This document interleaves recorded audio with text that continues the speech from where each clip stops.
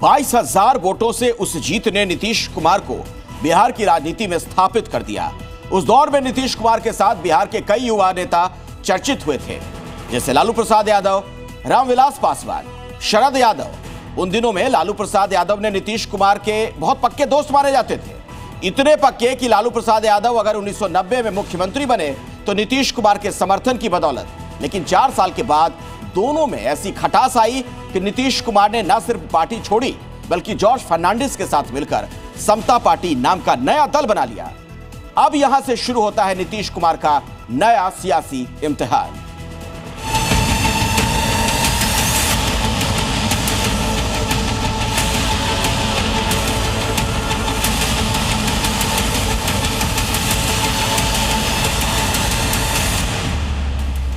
पचास साल के नीतीश कुमार अलग पार्टी बनाने के बाद पहली बार सीएम के तौर पर शपथ ले रहे थे, लेकिन सदन में बहुमत साबित नहीं कर पाए, इसलिए 7 दिन बाद ही इस्तीफा देना पड़ा।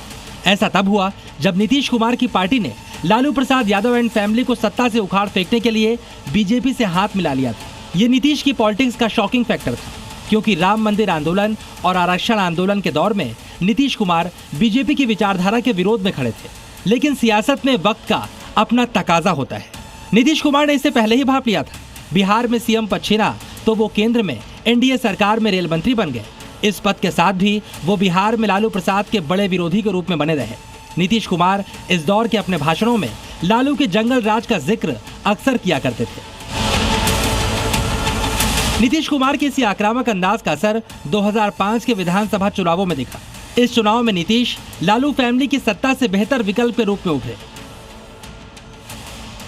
साल 2005 एनडीए के सीएम फेस बने नीतीश कुमार 2 बार हुए चुनाव, नवंबर में बने सीएम। नीतीश कुमार की यह वो शपथ थी जिससे बिहार में बहुत कुछ बदलना था। इसका ऐलान नीतीश कुमार ने पहली प्रेस कॉन्फ्रेंस में ही कर दिया।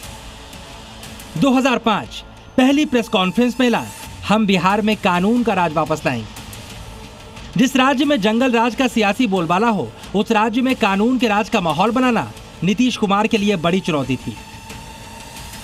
लेकिन नीतीश की जीरो टॉलरेंस नीति ने पहले साल ही असर दिखाया और राष्ट्रीय अपराध ब्यूरो के आंकड़े में अपराध की दर 15% कम हो गई।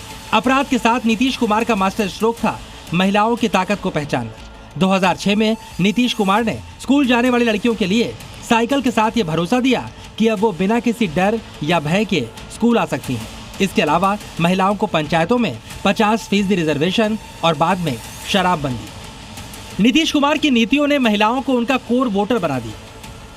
पहले जो था बिहार में कोई कपड़ा ठीक पहन पाता था, कोई महिला के लिए कोई काम किया था।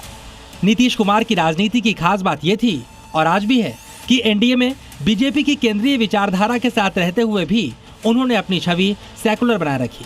2010 में दूसरी बार मुख्यमंत्री बनने के बाद अपनी सेकुलर छवि की वजह से नीतीश तब के प्रधानमंत्री उम्मीदवार नरेंद्र मोदी के खिलाफ हो गए। 2013 मोदी बने पीएम कैंडिडेट तो एनडीए का साथ 17 साल बाद छोड़ दिया।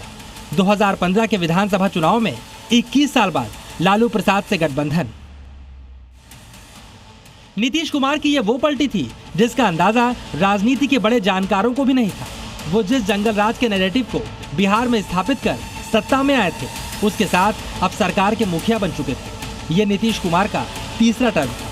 इस टर्म में भी वो अपराध और भ्रष्टाचार पर एक तरह का नियंत्रण चाहते थे। 2017 में जब डिप्टी सीएम तेजस्वी पर भ्रष्टाचार के मामले दर्ज हुए तो उन्होंने तेजस्वी से इस्तीफा देने को कहा।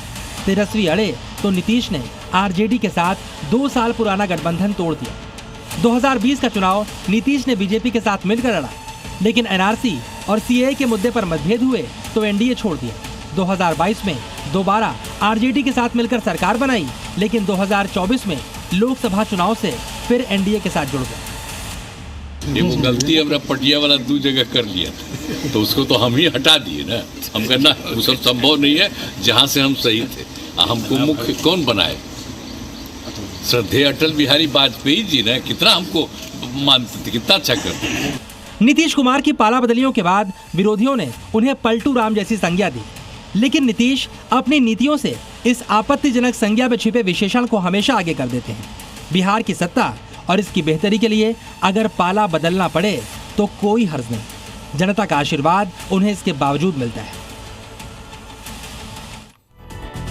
और इतिहास रचते हुए नीतीश कुमार ने 10वीं बार मुख्यमंत्री पद की शपथ ले ली है।